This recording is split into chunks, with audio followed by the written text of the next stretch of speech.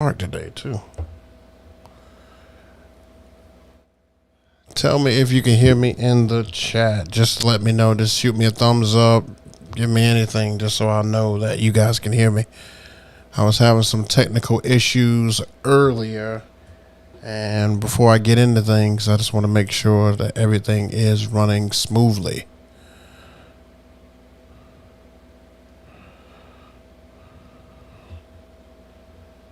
Let me see.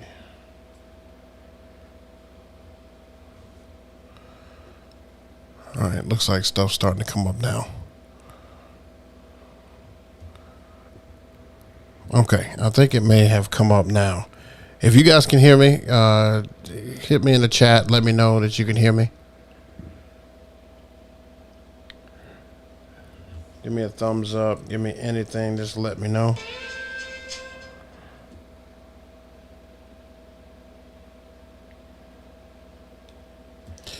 Okay. All right. Hola. All right. Gotcha. All right. So you guys can hear me. Good. I'm glad you can hear me. All right. I'm ready to go ahead and get this thing started because we have got a lot to talk about today. I'm in a great mood and stuff today, so I'm going to be as upbeat as I can about some of these subjects, even though the subjects may be a little iffy because of our most recent event. So we will start off with a recap. Let's rewind and go back to last weekend. So last weekend I had a wedding. If you guys follow me on Instagram, you saw that I did a wedding down in Abney Hill. I think it's Abney Hall. Hold on, this is it right here. This is the venue here. This is the first time I had ever been to this place, and I know the front looks absolutely amazing, but the back looks absolutely amazing as well. I mean, this is where you enter, this is where you exit, this is all of it. So this is what it looked like, and upon rolling up there, I was like, man, this thing is like super lavish. Like, it is, maybe I didn't bring the right setup and stuff for it here. And then when I got back there and I started, seeing everything, I was like, okay, I'm okay. I was actually able to put on the back side of the house. I didn't get a picture of the back side. That's why I'm kind of filling you guys in. The back side of the house, there is a pool, a garden area, and they had a tent, a big tent and everything in the back. And they had me up under the tent. That's where dinner was served. Cocktail hours around the pool. And the ceremony and everything was right on the steps that lead down to the garden area. Is very lavish, very lavish. So, these guys, kind of went all out. It was next to none. Like, it was crazy, absolutely crazy. So, here is my setup. You can kind of see this is kind of the back of the house here. Here's my setup. This is what I put on there. I set up here because I used the two LD Maui 40 LD 44 G2s and just the Chauvet Wash FX 2s for the lights. Now, the only problem with this setup, not really the setup, but from where they had me set up, was that the distance. Let me go back here. I just kind of want to give you an example of the distance because I meant to take a picture of that, but I didn't. The distance from where I was at, if you see that grassy area to the left of the house right over there, from the grassy area on the left to probably the end of those bushes in the middle was how far I was away from the dance floor. Okay, so that was already problem number one. I don't encourage any brides to put any entertainment you're going to have, whether it be a band, whether it be a performance, whether it be a DJ, you need to keep them as close to the dance floor as possible. I mean, one thing that brides have to understand is that, and I read this somewhere, and I think I totally agree with it. Entertainment is 70 to 80% of your reception. The other 10% is, the decor and the food. But pretty much entertainment kind of dominates that. So, I mean, you keep the entertainment the closest and stuff to the dance floor, because you want to pack your dance floor. Now, granted, I did a pretty decent job of keeping people on the floor, but the playlist for this wedding, I don't know if you guys remember me talking about it, but the playlist for this wedding was pretty much predominantly country.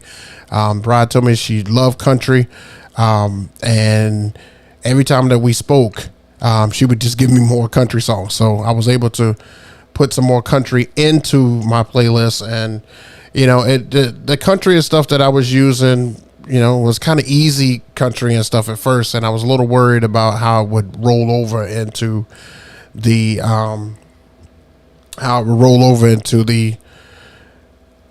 reception. And just like I feared, when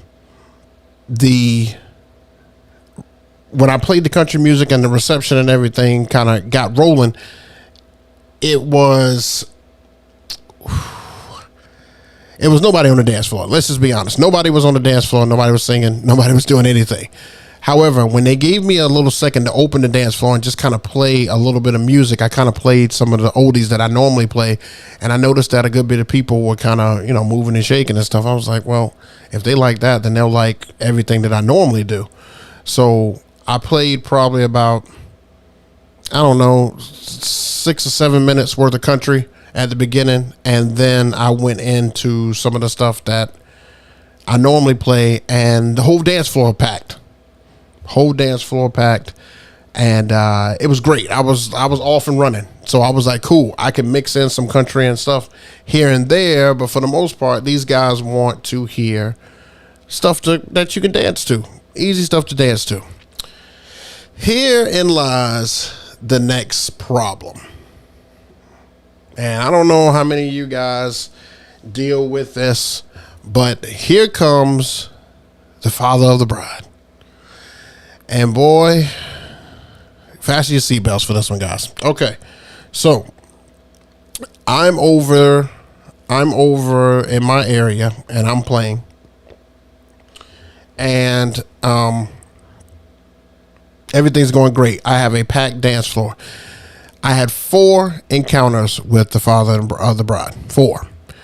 The first encounter that I had with the father of the bride, he came over and he was nice and cordial, and he said, "Hey, any chance we can get some country and stuff in there?" And I think he asked for Hank Williams Jr. Now, of course, granted, I was going to play Hank Williams and stuff anyway, but I was going to play, the sing-along songs like the Dinosaur and Family Tradition, stuff like that. Stuff that it kind of keeps, you could play in the middle of songs and it just keeps everybody out there.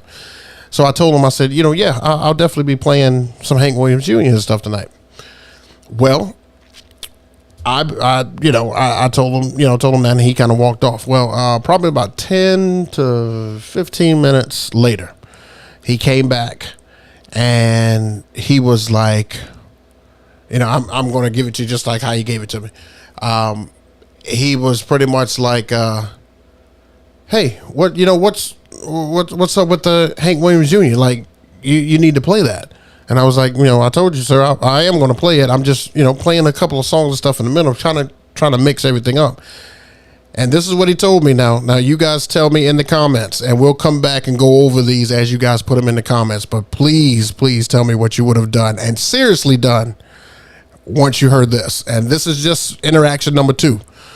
He said, "Hey, look, I'm the father of the bride. I'm paying for all this. I want you to put that song on next."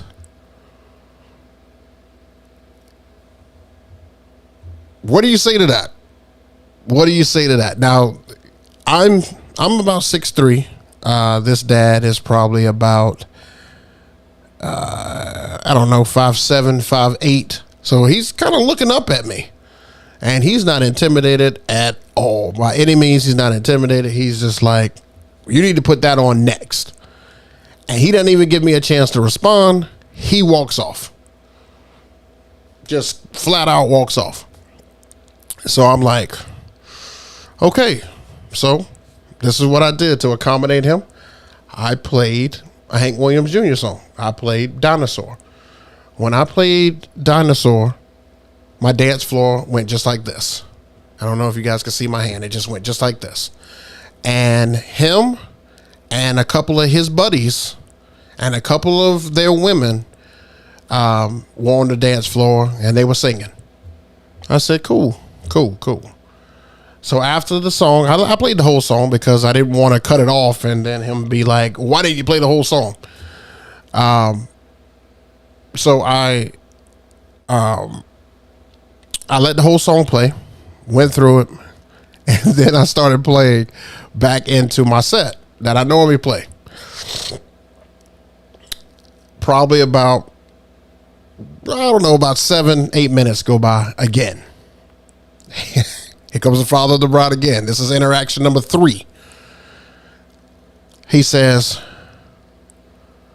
so, like, are you going to play some more country? Like, we need some more country and stuff in here. And I was like, sir, I've been playing country and stuff pretty much all evening. I played country for your dinner music. I played country for cocktail hour. I've played country to start off the dancing. Like, I have been, and I wasn't lying, I literally have been playing country almost the whole day. And, I told him, I said, I'm going to have a section where I'm just going to do sing-alongs and stuff like that include a lot of the favorite artists that she and him put down, which is mostly Hank Williams Jr. I mean, that was the main focus is Hank. Hank. So, so he left. He didn't say anything. He just asked that, and I told him that. He walked away. That was interaction number 3. The final interaction with this father. So he came back over to me, and this is the one that got me. Now, again, I want you to tell me in the chat what your immediate reaction would be, what you would actually do if you were at a function and this took place. All right. He came over and he said, hey, look, man, I need you to play some Hank Williams Jr. and some country. You need to turn this shit off.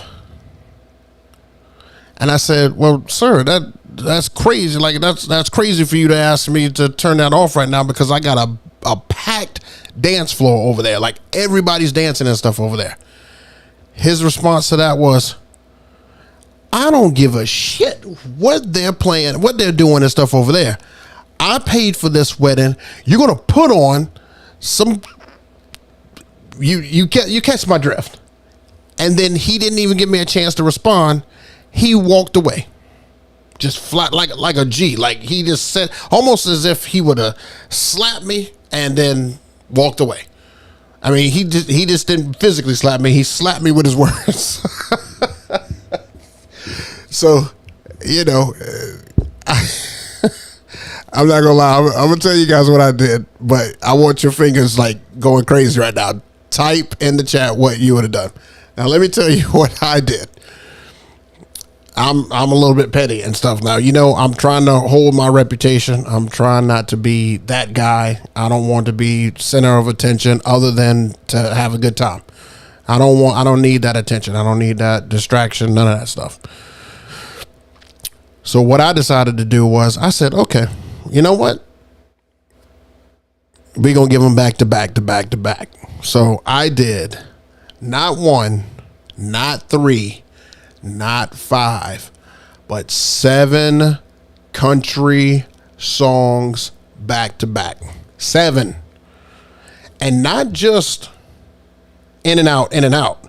7 in a row, almost the whole song. And so I said, I'm just going to burn through these. And that probably was about, I don't know, like a good 30 to 45 minutes, somewhere around that. Because it was almost full songs. And these were songs that were on the bride's list. These were songs that he had been asking me to play. Nobody else had come up and requested that. But I will tell you that while I was playing those country songs, all those people who were dancing before came over and they were like, man, could you please turn back on the other music and stuff like that? I said, I'm sorry, guys. I'm a little handcuffed and stuff right now. The father of the bride wants, he wants country. He wants this. Everybody's response to that when I said that was, yep, that's him.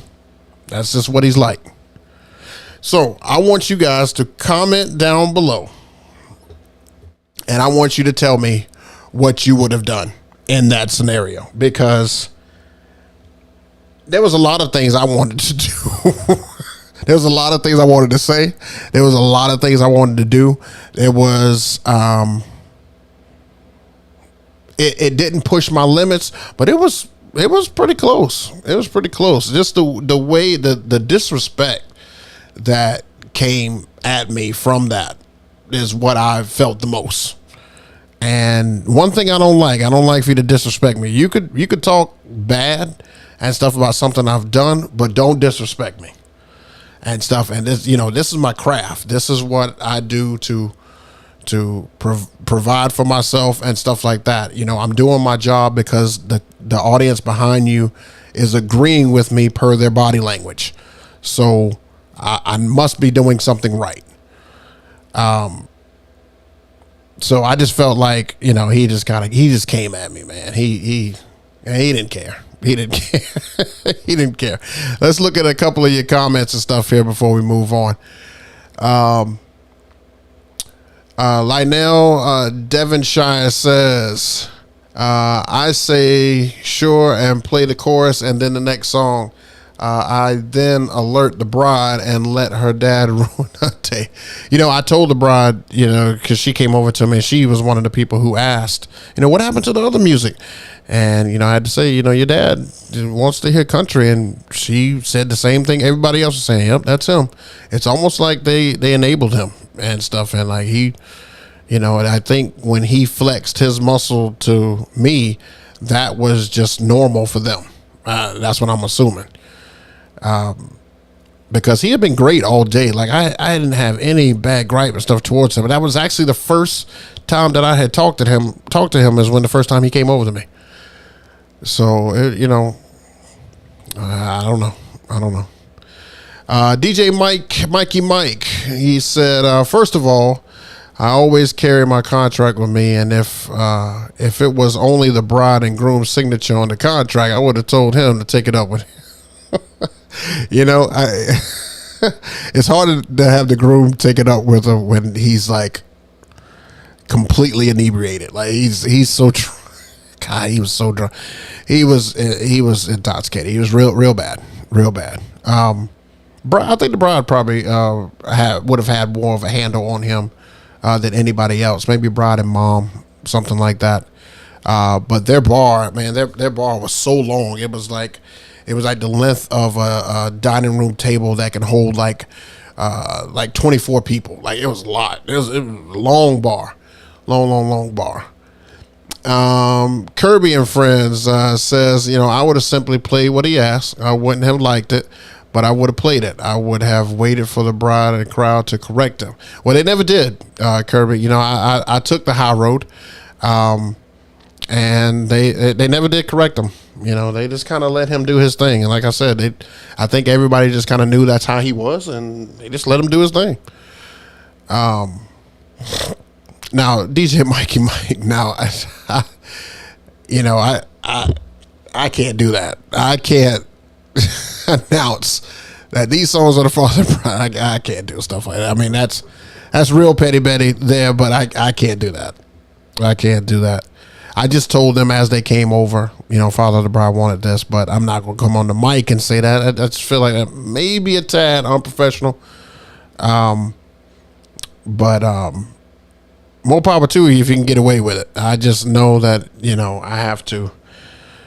I have to win these guys over on many levels, and I just can't jump out there and say DJ Jesse, what's up, man? Appreciate you checking in, bro. Appreciate you checking in. I don't know if you're getting home from work or what it is, but I do appreciate you checking in. Okay. So I just wanted to tell you guys about that. That was a very long trip home. It took me like 2 hours. I don't know what I got as far as footage wise, but when, if I do decide to make something out of it, you can expect for that footage to be, stationary and kind of far back. I don't even know if you could see them dancing, but maybe this is more about listening to how I mix music, because I did mix a lot of music and stuff in that one. And they were happy and stuff at the end, so I guess I can't complain. DJ Romeo Gray, all you need is one bad word that people will remember. The great job you did. You're absolutely right. Because that one thing that you say will definitely overshadow everything that you've done. And it's crazy that it works that way. It's super crazy that it works that way. But yeah, I totally agree with that. DJ Jesse just got home from work, man. I hope it wasn't a crazy day for you, bro. Glad you're home. Glad you're checking me out. Unfortunately, but you win them all. This is not an L for you. This is a winner. They pay for. Yeah, I mean, true. Yeah, yeah, you're right. I don't feel like I took an L on this one. I just feel like they had a great time. I think they did. I mean, even afterwards, everybody was so intoxicated. Like it was really bad.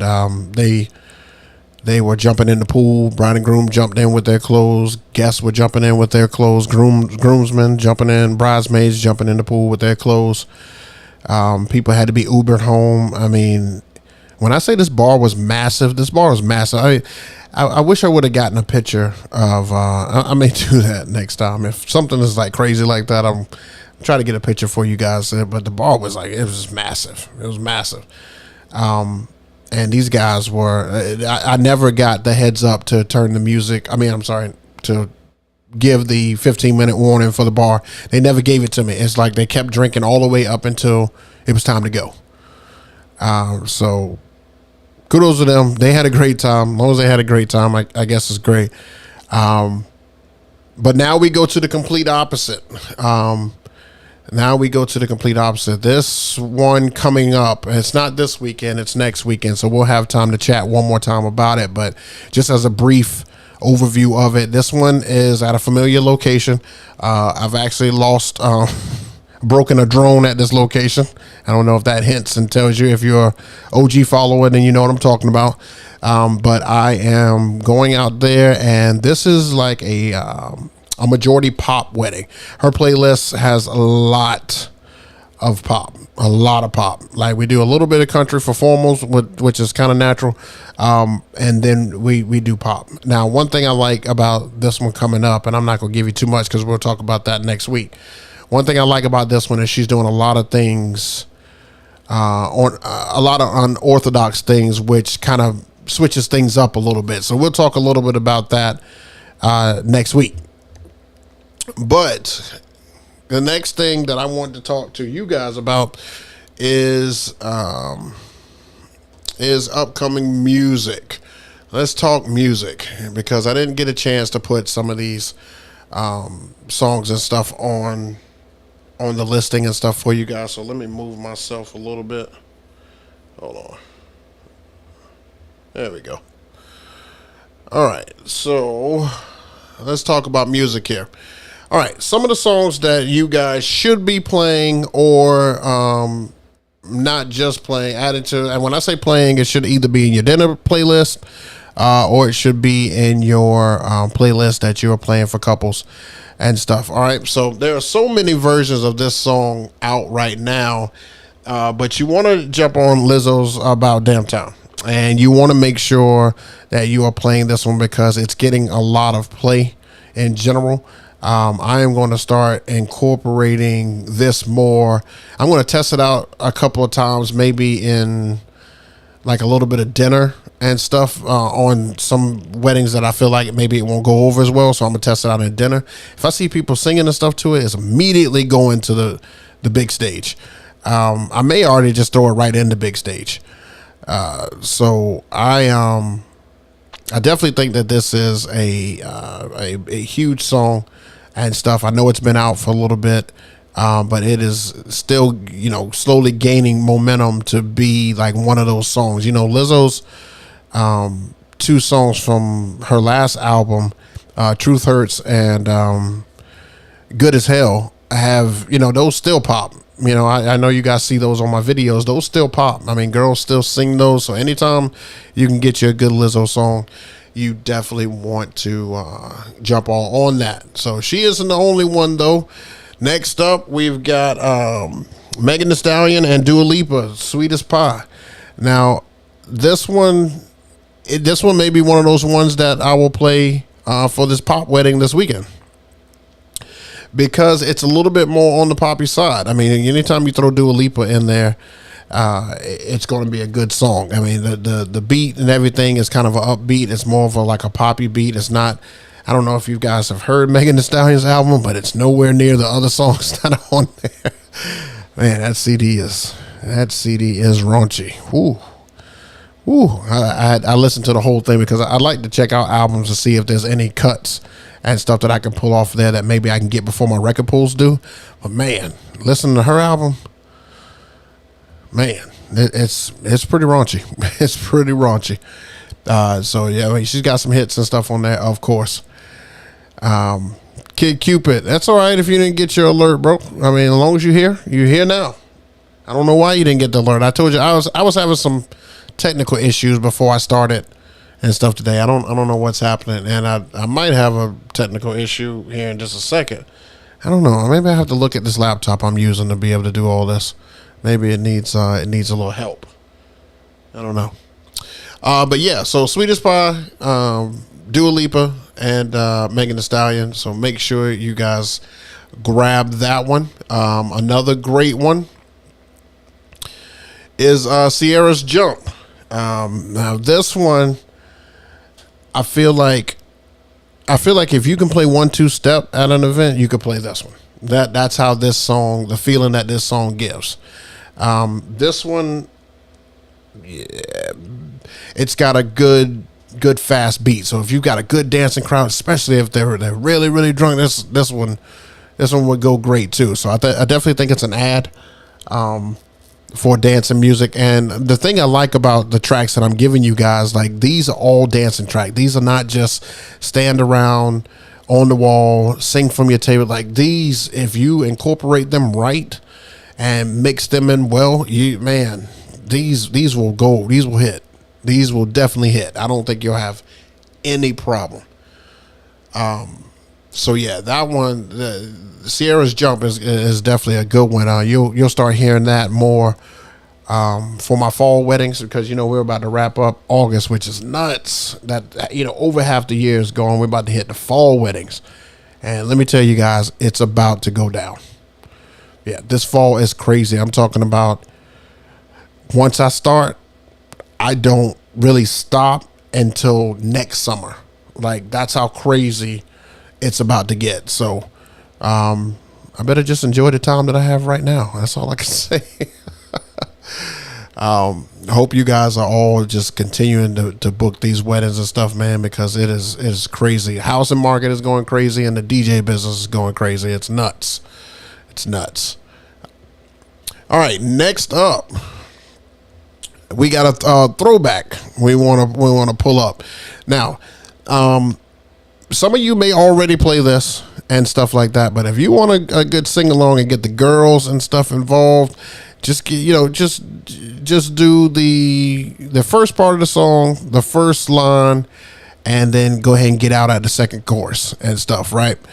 But you play Nelly's Dilemma featuring Kelly Rowland, because you bring that back, and that's a great sing along. Girls love that, and plus, guess who they'll sing it to? They'll sing it to their girl friends that are out there, as well as their dates. And what does that do? That brings guys out to the floor because they want to sing it to them. And guess what? If you pull a banger out right after that, you've got a packed dance floor. I'm just saying, you got to read the room. Know when to play this. This is not going to be for everybody. This is not one of those ones that's going to be for everybody, but this is a great sing-along if you needed a sing-along. And that's just one of the throwbacks, because I've got more throwbacks. Here's another one. Now, you have to excuse me if I say this wrong. I've been trying to pronounce this right. I do horrible on names. But this looks like Eurythmics.